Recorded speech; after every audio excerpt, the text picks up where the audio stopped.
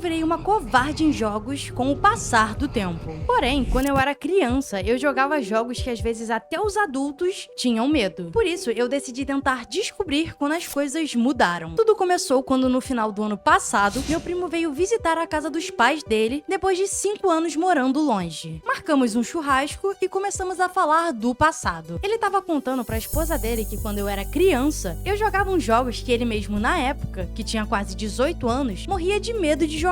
Eu virei pra ele e disse, pois é, agora eu também fico com medo dos jogos que eu jogava quando eu era criança. Porém, aquilo me fez pensar, quando será que tudo isso começou? E por que a gente sente tanto medo em jogos de videogame, mesmo sabendo que aquilo não é real? O sentimento do medo. O medo é uma reação natural do corpo humano, parte do instinto de sobrevivência. Ele desempenha um papel muito importante na proteção, preservando a vida, a saúde e a integridade física. O medo é uma sensação que surge quando a gente sente que tá em perigo, ou quando alguma coisa sai como não era esperado. Quando algo estressante ou assustador acontece, o cérebro automaticamente se ativa, soltando substâncias que fazem o corpo ficar pronto pra agir. Porém, mesmo o medo sendo uma emoção normal e essencial, em alguns casos pode se tornar paralisante. Além disso, tem diferentes tipos de medo, podendo ser uma apreensão ou uma fobia. O medo é totalmente biológico e ativa áreas do cérebro ligadas a emoções e as reações de lutar ou fugir. Porém, como esse medo é colocado nos jogos? O medo em jogos. O medo nos jogos pode vir de vários jeitos diferentes, sendo o medo de um inimigo te perseguindo, o medo de a sua única arma contra fantasmas ser nada mais nada menos do que uma câmera fotográfica,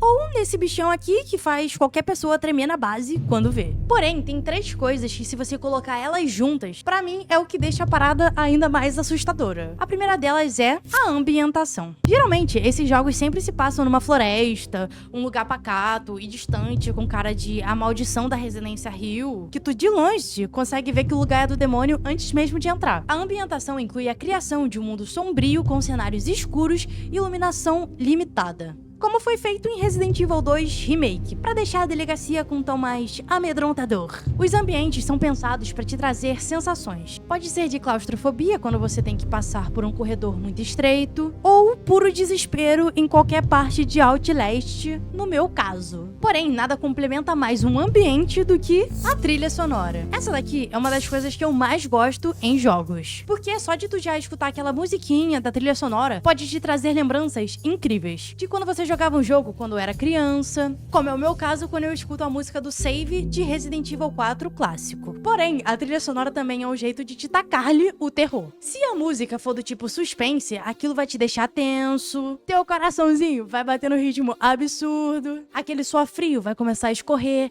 a cada passo que tu der e aquela trilha de tensão for aumentando cada vez e cada vez mais. Mas quando a trilha sonora e a ambientação se conectam à terceira ponta do triângulo, o bagulho fica doido. A imersão. Nos jogos, a imersão do jogador na história é importantíssima, diferente do cinema, onde a gente só tá assistindo. No jogo, é a gente que tem que agir, é a gente que tá no controle. No cinema, se você ficar com medo de alguma coisa, você pode fechar o teu olhinho, colocar a mão assim no ouvido pra não escutar nada e esperar a cena passar. Porém, no jogo, não funciona assim não. Se a gente não passar da desgraça da fase e acabar com o monstro, ele vai continuar lá esperando. O avanço depende do jogador, que vira parte da história. Além disso, a identificação com personagens realistas é essencial. Mas eu não tô dizendo realista aqui no sentido dos gráficos. Os desenvolvedores destacam que humanizar os personagens, dando pra eles reações e ações que as pessoas têm no dia a dia, faz com que a gente se identifique mais com esses personagens. E isso acaba aprofundando mais ainda a nossa imersão. Porém, uma coisa que eu ficava me perguntando era se o motivo de eu ficar com tanto medo hoje em dia era pelo fato dos gráficos serem muito realistas. Pensei, poxa, será que eu não sentia tanto medo na época do PS2 por causa dos gráficos? E a resposta é não. Porque, pasmem, eu fiquei assustada num jogo chamado Sally Face, em que o gráfico do jogo é isso aí, ó. Teve uma cena que do nada veio um desgraçado no jumpscare que eu levei um susto tão grande que, sem sacanagem, meu coração tava batendo mais rápido do que o Relâmpago McQueen. E não ache que eu tava jogando não, tá? Era vendo gameplay, humilhada, apenas. Porém, o sentimento de medo pode vir até mesmo quando não é um jogo de terror. No meu caso, né?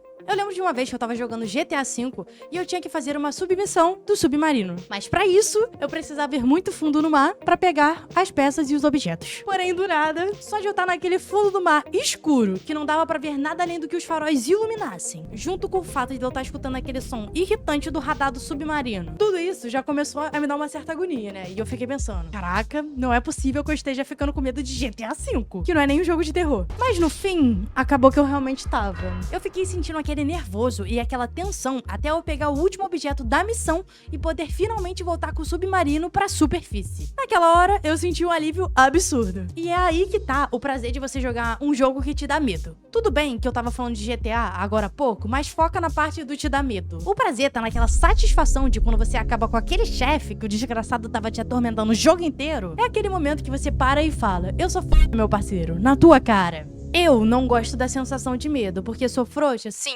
com certeza. Porém, eu gosto muito da sensação de vencer aquele inimigo ou passar daquela fase que tanto tava te dando medo e trabalho. Mas isso ainda não responde à questão do porquê, quando eu era criança, eu jogava mais tranquilo. E agora, quando adulta, eu fiquei muito mais frouxa, né? E covarde. Inclusive, eu não sei ao certo quando isso começou, mas tem certos jogos que eu realmente fico receosa quando eu vou jogar. E são jogos que às vezes eu zerei mais de uma vez, tipo, sei lá, umas 5 vezes e eu ainda fico com medo. A verdade é que eu sempre tive medo dos jogos.